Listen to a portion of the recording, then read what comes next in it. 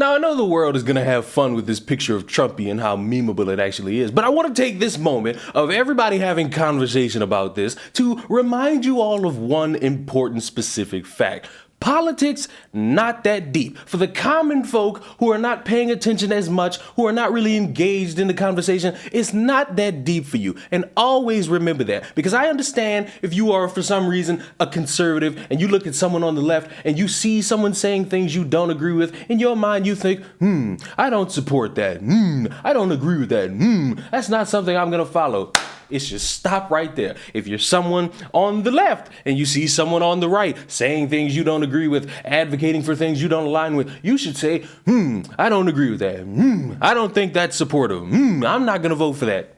It should stop right there. But for some reason, there's this above and beyond tactic for some people where they look at someone they hate, they hear the things they say, and they hope the absolute worst for them based off of things that they said in some random clip that they got on Twitter, when in reality, you don't even care that much as soon as you log off of Twitter. And I've shown you in the past, people advocating for spitting in drinks. Normalize spitting in the drinks of Trump supporters. Are you at a bar or brewery or restaurant in which you did not expect to see a Trump supporter because their website and decor otherwise declared that they are LGBTQIA plus friendly? Maybe they've got a pride flag. Maybe they've got a BLM flag in their window.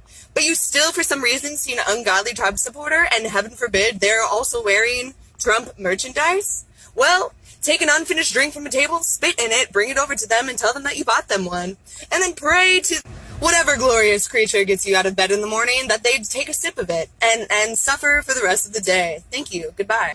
Beating people up, hoping and saying it's karma that a woman got cancer because she's married to Ron DeSantis. We went to Antifa threw bombs and pepper gas at on August 7th. The black conservative preacher's wife.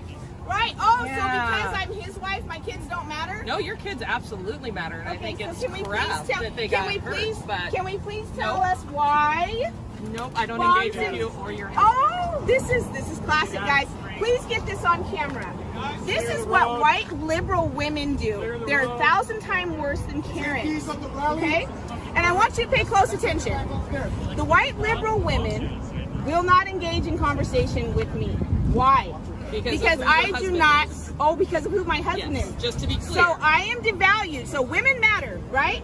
We don't want women to be oppressed. Women matter. But because of who my husband is, I no longer have value. There she goes. There she goes, people. But I brought up Trump for a reason, and that's because to remind you all of what I said maybe 30 seconds ago. Politics ain't that damn deep to the point where you sending letters out saying you gonna kill Trump and his son. 41-year-old Tracy Marie Fiorenza was taken into custody just after 8 this morning in connection to allegations that she allegedly threatened to kill former President Donald Trump and his 17-year-old son, Barron. Shackled at the ankles, she faced a federal judge for an initial hearing that lasted just under 30 minutes.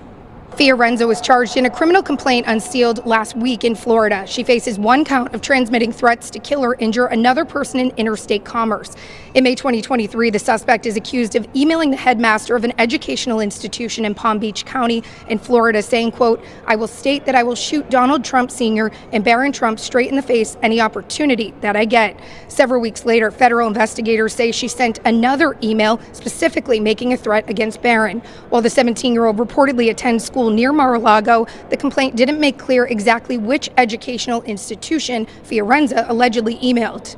During an interview in June at the Secret Service field office in Chicago, court documents say she admitted to intentionally writing and sending the email from her home in Plainfield. A judge set a detention hearing to determine whether she will face charges in the Southern District of Florida and ordered her held in custody after prosecutors argued her alleged crimes involved a minor victim. Fiorenza's social media pages, still active, show various anti-Trump imagery and other violent insinuations posted on them.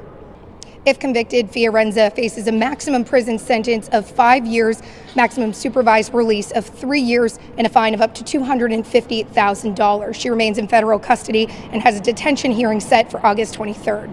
I'm sorry, I get it.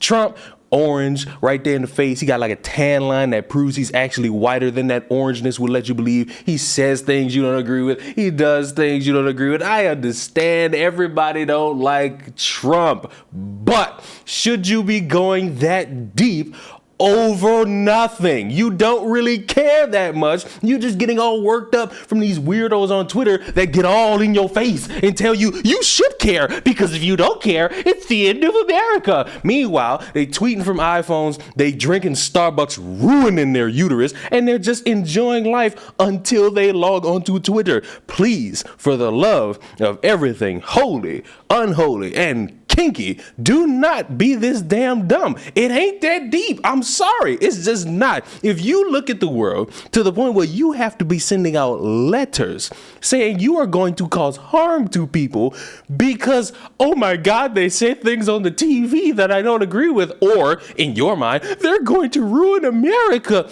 It ain't that deep. And realistically, the only people who will side with you are probably in jail with you for the same things, or they're smart enough to not broadcast that shit on social media, or they're not dumb enough to send open letters to schools thinking no one's gonna do a damn thing to me, you petulant child. I am aware that in the coming year, it's going to be an election year, and I am expecting a lot of stupid takes from a lot of stupid people who don't know anything about bills in process, who don't know anything about politics, and expect the world to be their oyster. And I'm here to let you know, if you like seeing people with stupid takes give stupid opinions and then get course corrected by a sexy black YouTuber, subscribe to the channel, because on what planet could you possibly not be entertained by a smooth talking, deep voiced son of a bitch like me who says sending threats to schools is not the wisest idea? Subscribe to the channel. I will see you all in the next one.